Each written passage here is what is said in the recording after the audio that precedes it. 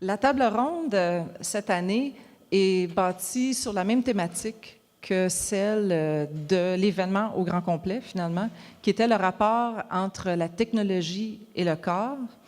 Je vais vous donner des pistes, parce que ce que j'ai fait, en fait, c'est que j'ai invité nos 3 présentateurs, puis je leur ai simplement donné des pistes exploratoires. Et puis, une de ces pistes-là, c'est d'essayer de comprendre, on va essayer aussi de comprendre comment les œuvres d'art et l'art numérique peut même influencer notre perception, nos perceptions de notre cerveau, la réaction de l'humain et comment ça change nos vies. En fait, on n'a pas besoin de regarder très, très loin.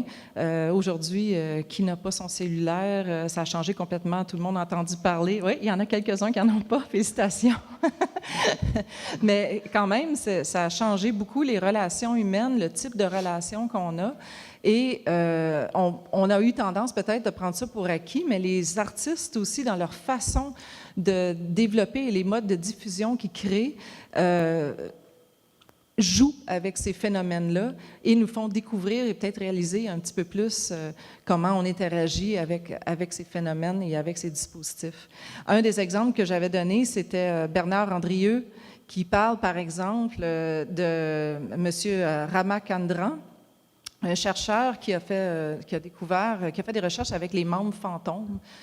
Par exemple, si une personne a perdu un bras, l'avant-bras, et qu'on superpose une image de son avant-bras avec la réalité augmentée ou les casques Oculus, le cerveau, en fait, peut vraiment être berné et croire finalement que l'avant-bras est là. Et ça va même au point où la personne qui sentirait des douleurs, ça atténuerait les douleurs. Alors, ça montre vraiment à quel point, bon, on dit souvent ça se passe tout dans le cerveau, mais en quelque part, il y a notre corps, il y a tous les sens, mais c'est une réalité. Alors, si ça, c'est possible, c'est sûr que tout ce qui nous envahit présentement avec la technologie, c'est sûr que ça a une influence. On va probablement comprendre ça un peu plus tard, mais pour le moment, c'est intéressant quand même de considérer les œuvres dans ce sens-là, dans cette optique-là.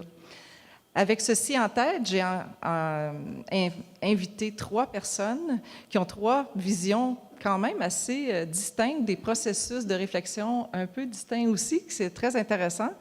À ma gauche, ici, Caroline Gagné, dont vous pouvez voir l'œuvre ici. Si vous n'avez pas eu la chance de le voir à date, ça va être ici jusqu'au 25.